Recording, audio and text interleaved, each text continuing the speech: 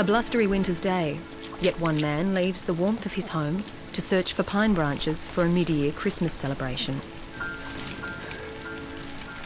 What he was to find would set a community and its police officers on edge for months to come. It was up to us to deliver that killer so that people can get on with their lives. And as she approached the toilet block on the footpath, she noticed a male coming from the toilet block area. There's got to be something wrong. There's no reason for why this woman's gone missing. We didn't want to give the impression that there was a serial killer on the run. Whoever the killer was at this stage had developed an appetite for it. That piece of skin was going to hold a vital clue for the investigators. You can lie to me, but you can't lie to God. Are you responsible for the deaths of any of these women?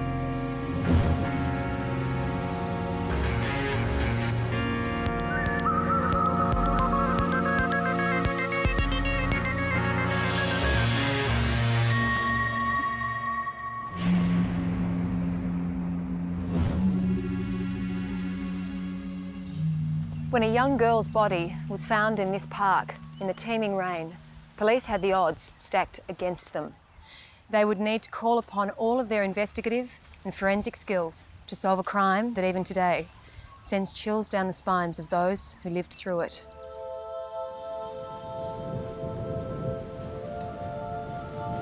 We were called out about 8 o'clock that evening, an absolutely horrific night. We had a major downpour of rain and wind, and that was a major concern for us.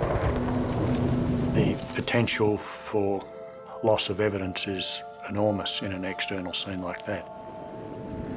The biological evidence that we would have been looking for would have been blood and basically other body fluids, but given the conditions, the likelihood was that we weren't going to find those. So the offender in this case couldn't have asked for a better night from his perspective to commit the crime, and it caused us great problems that we virtually didn't glean much evidence from the scene at all. The deceased was obviously a young female. She was laying face up, and there was a very small tree branch laying across the body. I have no reason why that was put there. It certainly didn't disguise the body at all. In terms of a sexual assault, her pants and lower body clothing were intact, but the upper body was exposed. There was significant and massive wounds to the throat, which were the obvious cause of death to me at that time. The autopsy examination revealed that she had a number of bruises and abrasions on the arms and hands, which suggests there may have been attempts at defence. However, there were no injuries to suggest that her arms and hands had come in contact with a knife or other sharp instrument. It suggested that the victim had lost consciousness before she was attacked with the knife, and tiny pinpoint blood clots were the telltale signs. Around the eyes and present within the tissue lining the inside of the eyelids were some small hemorrhages known as petechial hemorrhages, and they are consistent with her having had strangulation occurring during life. There were some minor injuries suggesting the body had been moved and possibly dragged. It was an insight into the murderer's method of killing. But marks on the victim's chest were a further and troubling signature. There was no bruising or bleeding present within the soft tissues. These features suggest that these injuries occurred after death. What caused me concern, and all of us concern in the team, was this crisscross on the chest. Is it satanic? Have we got just a thrill killer? Why has he done it? He, she, because it's not gender-based. As detectives learnt of an 18-year-old reported missing, crime scene examiners continued their search. Next morning, the weather was much better. Rain had stopped, and it was much more suitable for searching a crime scene. In an area not far from where the body had been, there was a blue and white sports bag which contained a number of school books, and a number of those books were in the name of Elizabeth Stevens. Elizabeth Stevens' body was found in a drain late on Saturday at Lloyd Recreation Reserve, less than half a kilometre from her home. Originally from Hobart, she was completing her VCE at Frankston TAFE and was living with her uncle at Langwarrin. We couldn't believe it, that it was her. We kept expecting her to walk through the front door. Homicide detectives have very few leads in the investigation and are yet to establish a motive for the brutal killing. They're now trying to piece together Elizabeth Stevens' movements. Piecing together the movements of your victim is absolutely paramount for us. We knew that she'd left a note for her uncle and auntie, that she was going to the TAFE College library. She gave an estimated time of return of 8 o'clock. So we knew she had travelled and placed herself down at the Frankston CBD. We were able to establish that Elizabeth made a call to her sister and she was going to go visit her the next day. Are we still on for shopping tomorrow? And we know that call was made from the CBD of Frankston. The police would now turn to the public for their help. But at one house, they were going to get more than they expected. When I said there was significant blood, there was significant blood in the house. We were confident we were on a winner. The body of 18-year-old Elizabeth Stevens was found in a park not far from her home. There seemed little motive as to why she had been so brutally murdered. The police needed to piece together her last movements, and for that, they would rely on the public. Any investigation we undertake, we rely so heavily on the cooperation and assistance from the public. There's only few of us, but many of them. Police hope this mannequin, dressed in clothes similar to those worn by Elizabeth Stevens on the night she disappeared, will jog the memory of anyone who may have seen the teenager near the Frankston TAFE last Friday night. We did pamphlets and roadblocks where we set up a mannequin dressed in similar clothes, and that led to witnesses coming forward, and that pieced together for us the places that Elizabeth had been. One was at a takeaway food bar, which was in the heart of Frankston. We had another sighting at the TAFE College, probably around 7 o'clock that evening. We then had to satisfy ourselves, how did she get back to the location where she's in fact found? And the bus was the most obvious form of transport. Was she followed by someone from the cafe that she went to? Did someone travel on the bus with her? While the calls kept coming in from the public, Charlie Bazina and his team were door-knocking the area. And when they stopped at one house, they thought they'd hit the jackpot. There was one particular house we went to where this particular individual at the house slammed the door in our face. And police being police arouses our suspicion. As a result of that, we get into the house and there was blood everywhere. So in finding the house as we did, immediately we treat that as a crime scene. And as it turned out, this guy had just self-mutilated and that was it. But that caused us a lot of man-hours to eliminate him as a potential suspect. The detectives were virtually back to square one. So you go from your peak back down to a trough. And then we had the crushing news that we learnt of a woman being reported missing from the Frankston area. More than 100 SES officers joined police in an intense search today for any trace of Deborah Ann Freem. They're tearing us apart. She's got a son here that's 12 days old. We just can't handle it. All reports were that Debbie was a loving, caring mother, happy about the fact that she had a new baby on the scene. She loves her child. She loves me. Since the birth, it's just been unreal. You know, life couldn't be better until this. There was considerations of, because she was a new mum, was she suffering from postnatal depression? It seemed unlikely, and more so as the night she disappeared, Debbie had a friend over for dinner. And that at some stage, Debbie had run out of milk and had said that she was going down to the local shop to purchase milk. And she's left her baby with a family friend and had gone off to get the milk and hadn't been seen since. I'm thinking to myself, there's something wrong. There's got to be something wrong. There's no obvious reason for why this woman has gone missing. Debbie's disappearance took on a more sinister tone, considering on the same night, only a train station away and less than 2 hours before, another woman had been assaulted. As she approached the toilet block on the footpath, she noticed a male coming from the toilet block area. She didn't take a lot of notice of him. Shortly after that, she felt the person grabbed her from behind. And then he threatened her and suggested that he had a firearm or a pistol, which he'd put against her head. Rosa offered an expensive ring to the man and he didn't take it. Finally, with a big push, broke free, ran out towards the road with him chasing her. Luckily for her, the car stopped.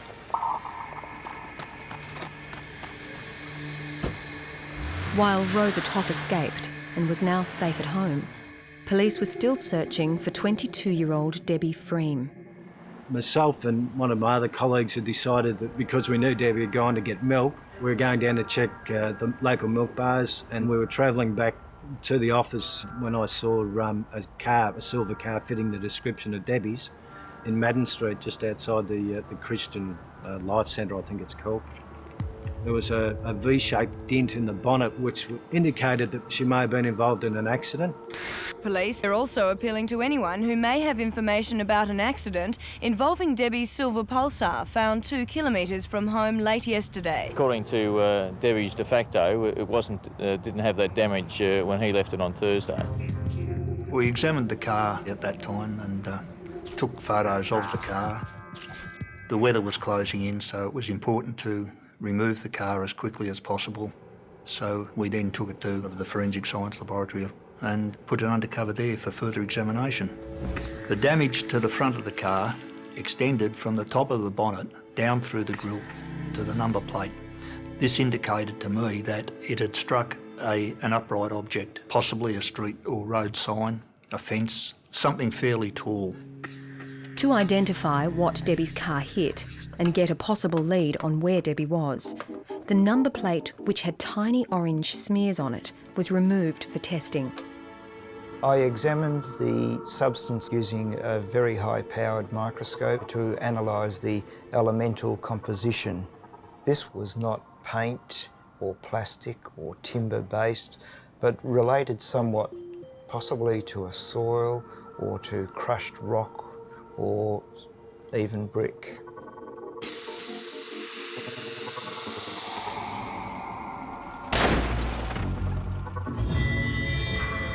It was more than likely that Debbie's car had hit a brick wall.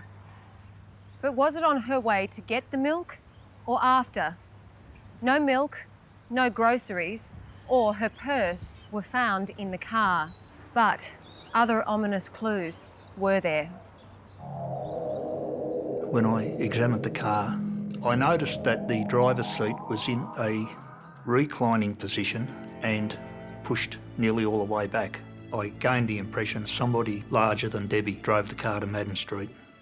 I also found what appeared to be blood on a blade of grass sitting on the passenger side seat, and I found what appeared to be blood on the driver's seat. The blood was that of Debbie Freem. But who had driven the car to Madden Street? Was the young mother missing or murdered? Police have been sent to Carrum Downs, where a woman's body was found a short time ago. It was discovered in grazing land between Wedge Road and Thompson's Road. Taylor's Road's an unmade road, and it's got grazing paddocks either side of the road, and the body was found between the trees and the wire fence of the paddock. It was suspected that it was the body of Debbie Freem, who had been missing for 2 or 3 days, and whose car we had found in Madden Street in Frankston. Residents in the Bayside suburbs of Seaford and Frankston are living in terror following the second stabbing murder in recent weeks. The body of Deborah Ann Freem was found beside a dirt road in farmland at Carrum Downs, 10 kilometres from her Seaford home.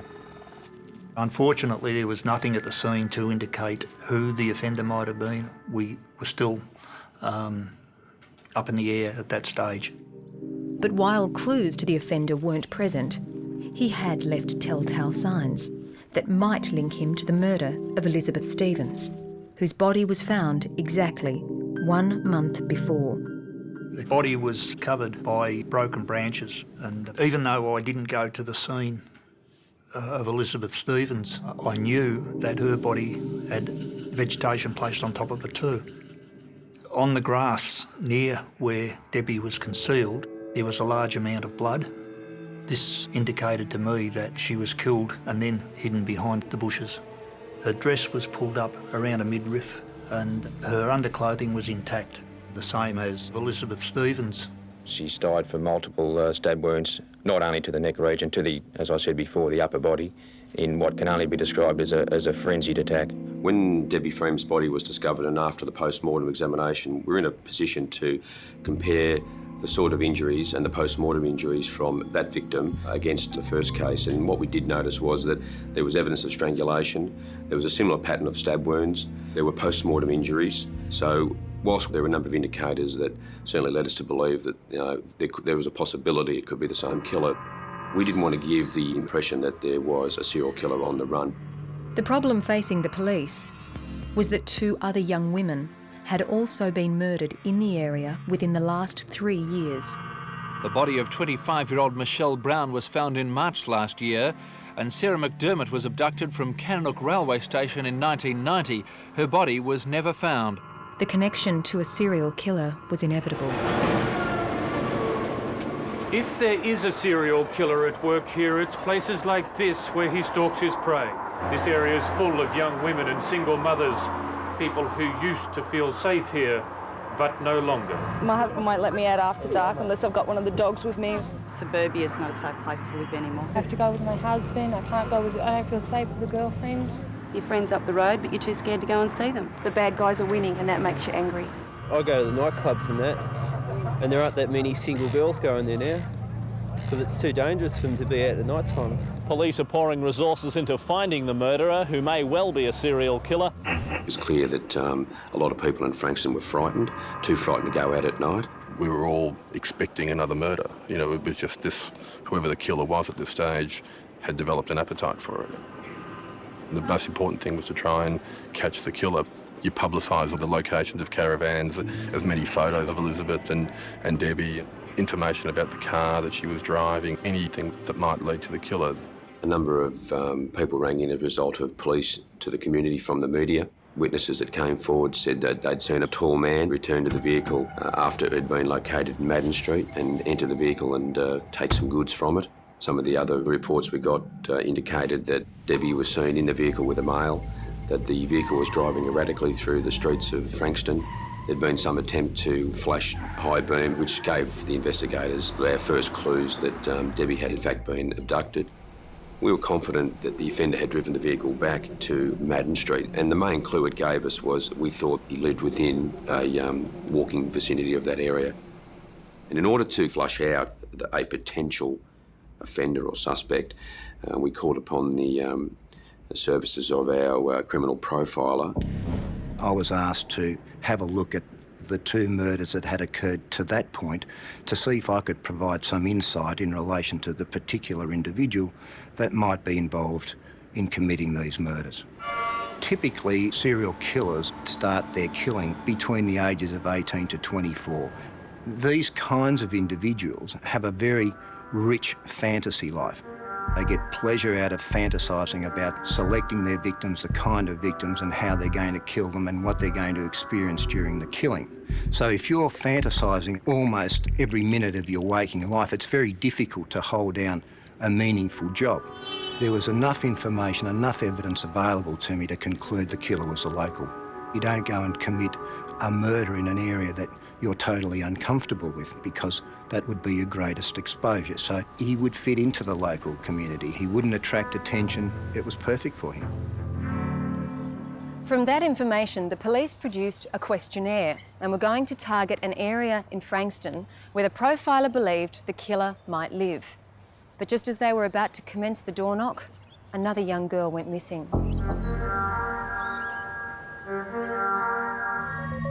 In less than 8 weeks, 2 young women had been killed, both in a similar and brutal way. There seemed little doubt that a serial killer was at work. The police had little to go on, but they had bombarded the area with extra officers, warning its residents to be careful, especially at night. And now, 17-year-old school student Natalie Russell was missing. Normally Natalie rode her bike to school, and because it was raining, I said, I'd take him. So I dropped her off at school, and I'd always said to Natalie, ring me, if you want to lift home. Anyway, there was no call, so I just presumed that she'd gone into Frankston, which she often did. And anyway, when the bus came, 6:15, Natalie wasn't on it. I was a bit concerned about that. The next bus came, a little after 7. And when she wasn't on that, I said, Brian, something's wrong. When I went to the house, I went inside and spoke to Mr. and Mrs. Russell. I remember Mrs. Russell was, she was very nervous. I remember she was wringing her hands a lot, she was. And I think she was thinking that something terrible might have happened. I think, as we all did on the night, we had a photo of the girl. We took a full description of what she was wearing, height, hair colour, length, and immediately started asking questions about, had they rung any of her friends, which they hadn't. No one had seen her since 2:30 when she had left school. Across the road from Natalie's school was a bike track between two golf courses, a shortcut that many students, like Natalie, would take to get to their homes. It was the logical place to start their search. We were taken to the spot where there was a large cut in the cyclone fence right up against one of the galvanised poles. The first thing I noticed was some bloody handprints along the pole, and as I walked into the bush and I saw a school bag, which all the kids from the college have, and then as I turned around the corner further, I saw a pair of black stockings and then the school uniform. One would assume straight away that it would be Natalie. And I said, is it a female? And they said yes. And I said, school clothes on? They said yes. I said, John Paul College school clothes? They said, I said, well, it's not Natalie, because I said Natalie was too strong. She wouldn't let anyone hurt her or kill her. I can say from looking at the scene what I saw, Natalie put up one hell of a fight. The ground was she'd kicked all the grass underneath was down to bare earth. She'd certainly struggled well, but unfortunately he just overpowered her. The body of 17-year-old VCE student Natalie Russell was discovered at 11 o'clock last night, just over 2 hours after police launched an intensive search of the area when her family reported her missing. The killing follows the two earlier murders of Deborah Freem 3 weeks ago and Elizabeth Stevens on June the 12th. Detectives confirmed that she died from multiple stab wounds to the upper body. They are looking at the obvious similarities between the attacks. The similarities with the other two victims were quite evident, but the striking difference in this particular scenario was that the offender had become more brazen, become more of a risk taker. Clearly hadn't decided to strike at night. Just the way he'd cut a hole in the fence, and obviously it was someone just walking past, he would have just reached out and grabbed them and dragged them in, like, just, and a well-used track too. It was just a brazen act. The following morning, forensic investigators searched the area where Natalie's body lay. They hoped that this crime scene, unlike the other two, would provide evidence that would identify their killer.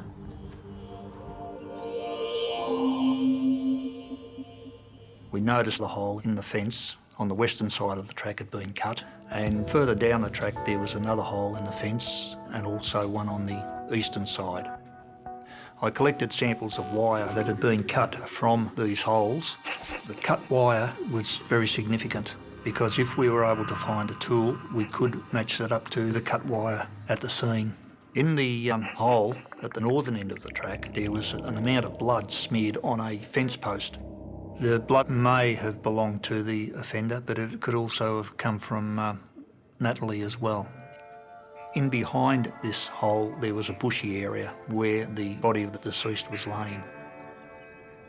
And up near her head were a couple of small leather straps, very, very light type leather, similar to straps that are used on binoculars. These were stained with blood, and if they had have been used for the purpose of strangulation, they would have broken as they appear to have done. The autopsy was also showing positive leads. Within the largest of the neck injuries, a 2.7 by 0.5 centimetre piece of skin was discovered. This skin, when examined, had ridges on it, suggesting that it had come from the hand, and there were no equivalent injuries present on Natalie Russell. That piece of skin was going to hold a vital clue for the investigators, because what it was able to do was provide a DNA match between the offender and the crime scene, a nexus between Natalie and whoever killed her. SES workers and police continue the search for clues today.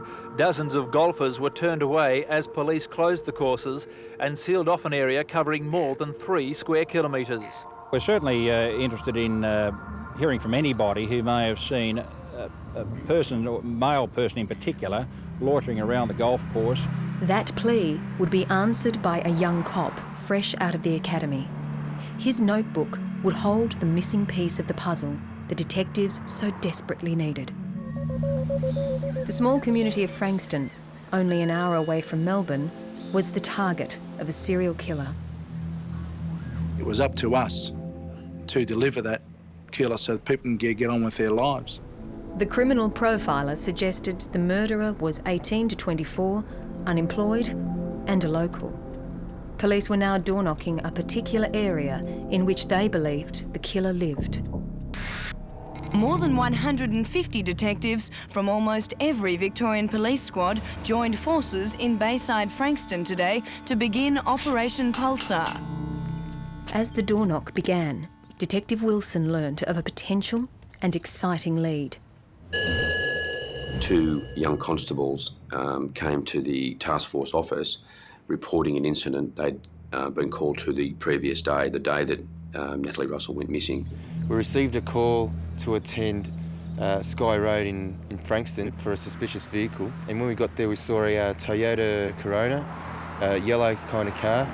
It was parked opposite the bike track that Natalie and her schoolmates used and had been reported to the police by a postie. On Friday, around about 3 o'clock, I was on my round, just about finished. It was knock-off time for school, and I saw a car without any registration plates on the back. There was a bloke in the car with his arms crossed, and he slouched down to try and hide, under the steering wheel. And I just kept going till I found a house that I knew someone was home, so I went in there, called the police.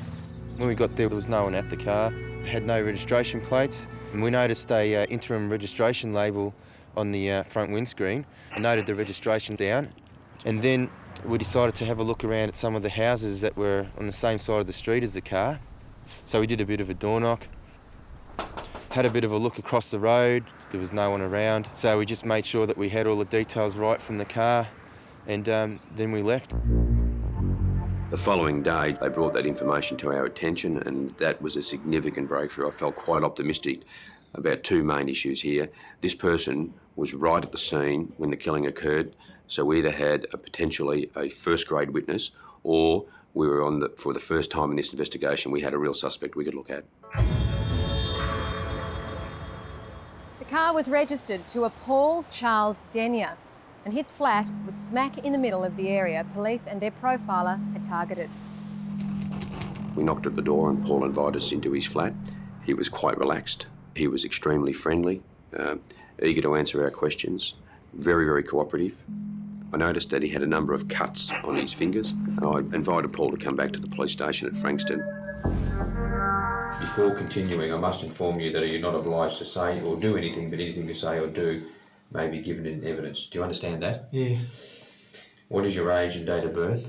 I'm 21 years old. I was born on the 14th of April 1972. Okay. Are you an Australian citizen? Yep. Are you currently employed? No, I'm unemployed at the present time. All we'd like to do, Paul, is if you could just run through, starting with yesterday morning. I got up in the morning about 20 to 8, 7:30, 20 to 8. Right. Sharon was running. During the questioning with Paul Denyer, Paul was consistent with his the way he'd answered questions back at his flat. As I was coming down, say past Kringle Drive, I noticed temperature gauge started to go right up to high. So I just pulled over in Sky Road, yeah. And right across the road is, your golf course and everything. So I pulled up there and I checked under the car, under the bonnet, and found out the hose had come loose. When we saw you down at your flat this afternoon, I noticed a number of cuts on your fingers. Yeah. Can you just put your hands flat on the desk here, so that just right up here. This injury here is a long sort of a cut. Just explain how you got that injury and when you got that injury. I got it yesterday when I was working on the car. How are you saying it occurred? Well, the fan spins this way, so if I'm standing at the front of the car, like here, fan spins that way, the alternator sits there, and there's some wires running down underneath the bottom of the radiator. There's a wire at the top, which was for a light that I just recently put on. And it must have been when I was putting my hand down there, I caught the fan. Why did you have it running at that stage when you were checking the radiator? Clumsy worker on cars. As Paul Denyer willingly recounted his day's events, his flat was being searched. I then went to his flat and was part of the search party in executing a warrant, and the things we then found there. At the flat, the team collected knives and various pieces of clothing, and from the car, binoculars without a strap. And amongst his many and varied tools, a pair of pliers. Just built up our excitement in relation to say, well, we're confident. It wasn't another one that I mentioned earlier, the chap that we found that slammed the door in our face. I think we're onto the right guy here. To know that, those pliers were taken to the forensic laboratory where they were used to cut sample pieces of wire. Every pair of pliers has its own individual and distinctive cutting edge, just like every person has an individual fingerprint. Any wears or imperfections on the blade are reflected on the ends of the wire it cuts. So when these sample wires were examined under a microscope against the cut wire brought back from the bike track, they matched. Are you aware that a girl was found murdered in Frankston? Yeah. Today being Saturday? Yeah. When did you first become aware of that?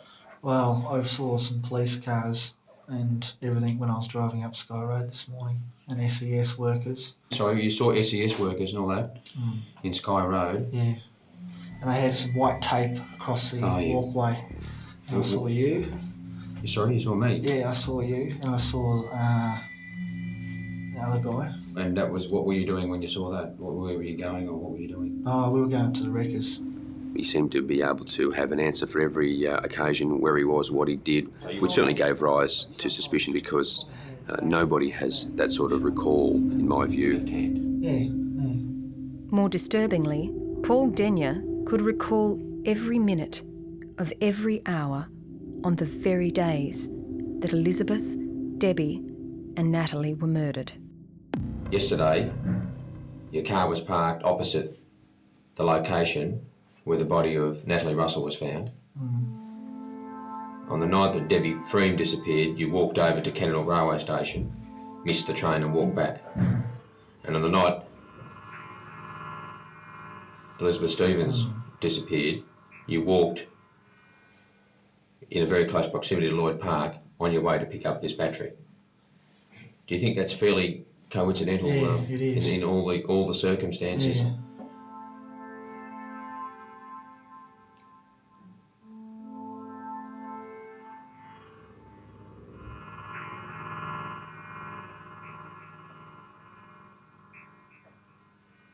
Are you responsible for the deaths of any of these women? No.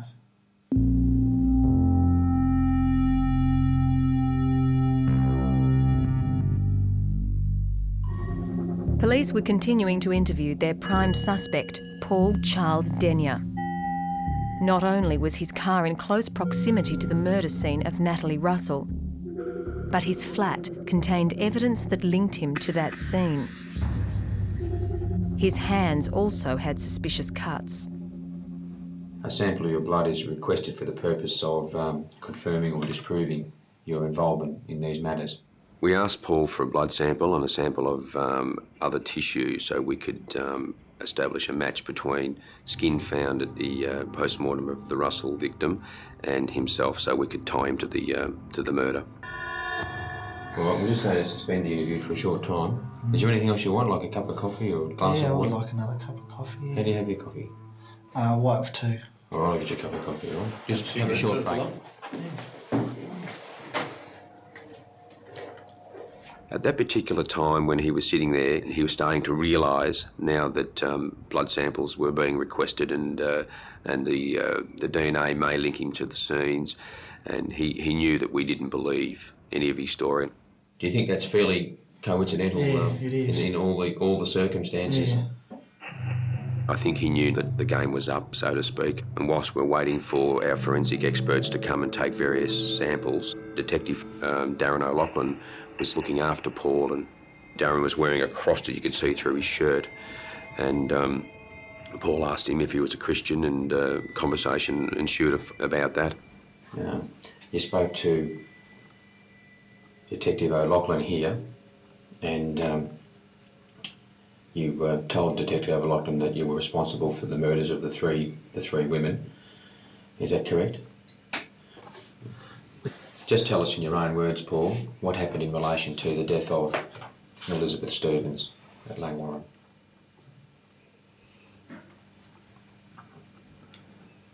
I saw her get off the bus. I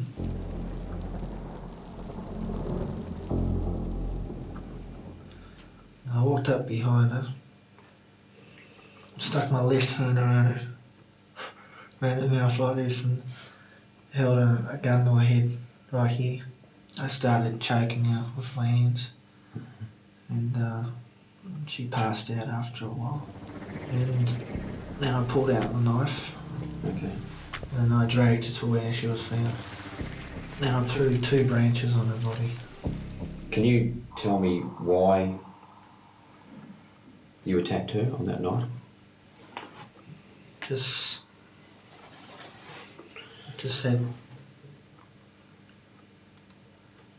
had the feeling, that's all. What sort of feeling? Can you possibly describe it, where you had this feeling? Just wanted to kill. Once he'd made the decision to admit the offence, he didn't hold back anything. You could see that he was very willing to recount everything that had occurred. Yeah. Okay, can you tell us what happened here? Well, the car was sitting over there. This is Debbie Freem's car we're talking about. Yeah, Pulsar. Right. I was walking down this road here. Right. Saw her jump out of the car. Yes. Ran into the milk bar here. So I jumped in the back seat of the car. Right. And the car was directly across the road, so I could see her from inside the car in there. What caused you to select her at that time? Just that go feeling. Right. So what happened then? And then she came out. While I was crouched down, I could hear her footsteps coming closer to the car. And she hopped in the car, but she didn't see me in the back. And she went to do a U-turn, pulled out the gun that I had, just as she was doing that turn. She kept going straight into this wall. What did you hit? It could be there. Which caused a dent on the bonnet. Right. And then you drove off down this Cannon Avenue? Yeah, down that way. He was totally removed from the circumstances of what occurred. It's like it didn't happen for him. He was explaining it outside himself.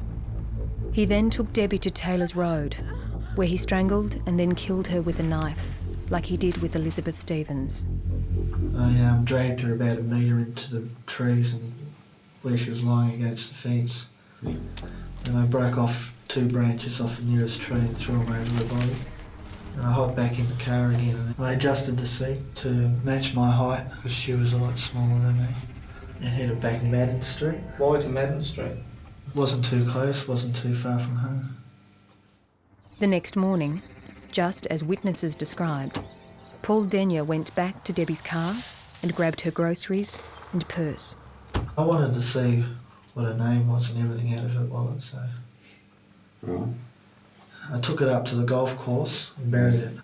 So you'd be able to show us where that is? Exactly. And how would you be able to find the spot? All right, I'll find it. You've brought us up the track to this point where you've just kindly cut the fence open for us. Yep. And this is the area in here where you've indicated the purse is. Yes. He's digging around and You know, like, really, we could have just said, relax, Paul. It'll be here. If you say it's here, it'll be here, you know. But he was frantically digging because it was like we weren't going to believe him. I should have a shovel.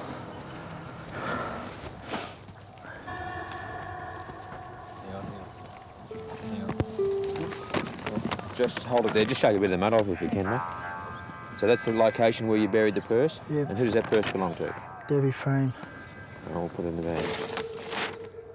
3 weeks later, he returned to the track. Yep. What can you tell me about this? I went up there earlier that day and cut the holes in the fences.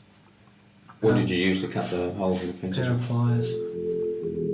I stood here and watched Natalie Russell walk around the corner. And then I went through this hole and waited behind the trees there. Right. Until I saw her walk past here and heading that way. Right. And when she got about 10 metres down the track here, I came out of the fence. As we're walking along here, are you still maintaining that distance behind her? No, I was getting closer each time. I walked along the grass like this and make a sound. So you wouldn't be heard? Yeah. I was armed with a red-handled knife. Where'd that come from? From my place. Is that all you had? Yeah. Just a red-handled knife? Oh, and a leather strap. You would have found it at the scene, in 2 pieces. What was that used for? Strangling. What was that from? It was a strap off a pair of binoculars I had at home. I grabbed her here around the mouth, yeah, with the left hand, like this. Yeah. I dragged her through here. Absolutely no remorse for what he did. The candour of his confessions were chilling, and the way he was able to describe what he'd done to these poor victims without any sort of emotion, it was quite an amazing journey. What did you want to kill her for?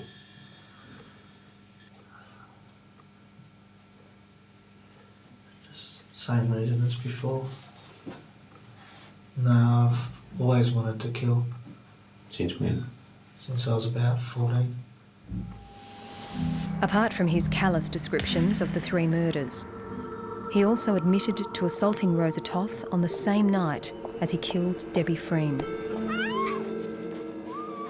This is some weeks after Elizabeth Stevens. Yeah, I was just, like every day, I was just going up, boiling up, till I got to that stage. Were you armed with the same weapon? Exactly the same. Exactly the same weapon? Was that the weapon you used when you first approached Elizabeth Stevens? Yeah, that's the one. And the same with Deborah Freem? Yep. Same as the woman at Seaford Railway Station? Yep. If that lady hadn't have got away, what would have happened to her? I would have killed her. Rosa wasn't the only lucky one. I've been stalking women for a few years. Right. In Frankston. Just waiting for that opportunity. Right. Waiting for the sign. Right. Paul Denya's confession had lasted just over 5 hours. 21-year-old unemployed man Paul Charles Denyo was charged at the Frankston police station at 9 o'clock this morning. The station was under tight security as Denyo was driven away in a divisional van escorted by a second police car. When I went back up to the task force room, I can assure you there was absolute elation. There was cheering and, quite a lot of, positive comments being made. And I suppose, given all the time we'd put in, the victims that I'd seen, the elation was just so great. We all went back to, in the early hours of the morning, to a hotel, had a couple of beers in the wee hours of the morning and went home.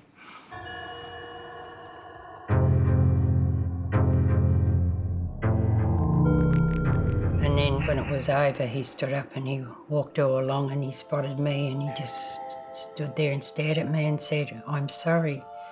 And I thought, well, you can lie to me, but you can't lie to God.